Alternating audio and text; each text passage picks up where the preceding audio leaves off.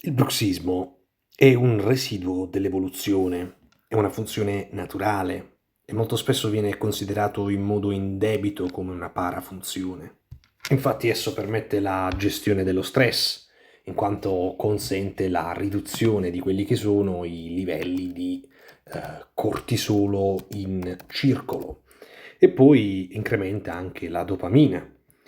È regolato dalla formazione reticolare, dal sistema limbico e poi anche dal sistema nervoso autonomo, assieme a tutto quello che è l'asse ipotalamo, ipofisi, surrene. Questo è un meccanismo ancestrale che è presente sostanzialmente nei primati, compreso Homo sapiens, che è un primate.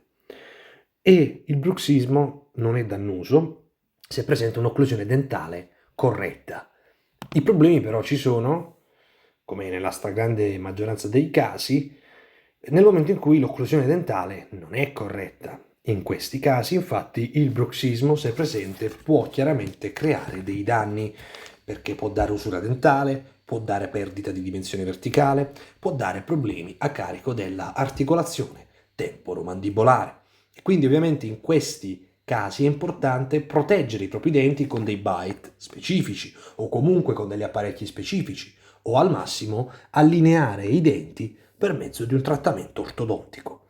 Se vuoi avere maggiori informazioni iscriviti al canale, attiva la campanellina delle notifiche, lascia like e condividi.